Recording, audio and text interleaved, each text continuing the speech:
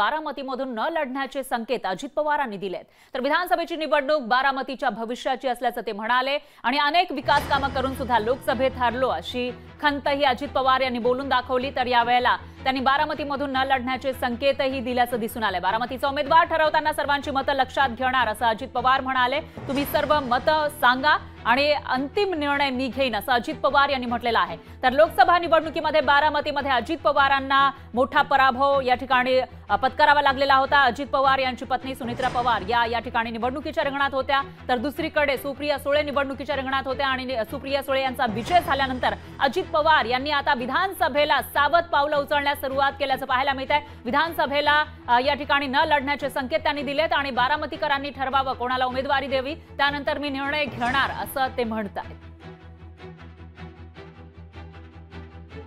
अशी जर गंमत होणार असेल तर झाकली मुठ 1.25 लाखाची चालली, आपण पहिल्या दिवसापासून लाखांनी निवडून येणारी माणसं कुठं आता आपल्याला पण आता 65 वर्षात झालं, आपण पण तसंच समाधानी, आपल्याला काही सुका बिका आम्ही मोठारी आमच्या काय करायचं ते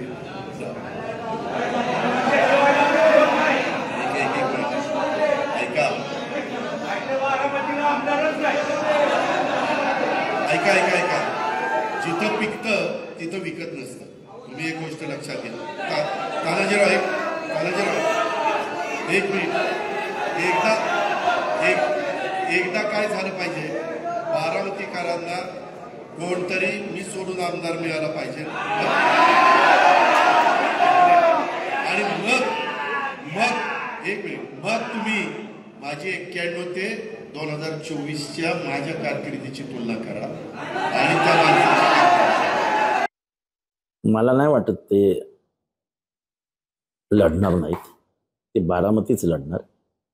ही लोकांची मानसिकता संभ्रमावस्थेत नेणं ही एक कला आहे आणि त्या कलेचा ते वापर करतायत। त्यामुळे लोकांची सहानुभूती कशी निर्माण होईल यासाठीचा प्रयत्न आहे।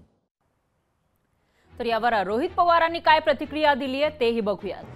दादा असं का बोलले हे तर मला सांगता येणार नाही, भावनिक झाले असावेत, नाही तर लोकांना भावनिक करण्याचा प्रयत्न ते तिथं करत असावे।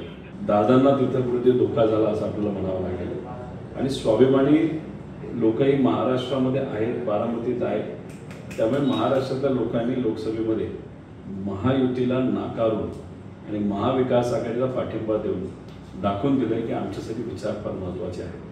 कारण का दादांनी जर तुम्ही बघितलं तर आज ते महायुतीमध्ये आहेत।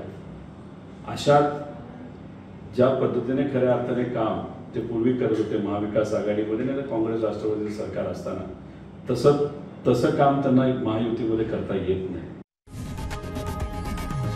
लोकशाही मराठी ऐका, पहा, जागरूक रहा।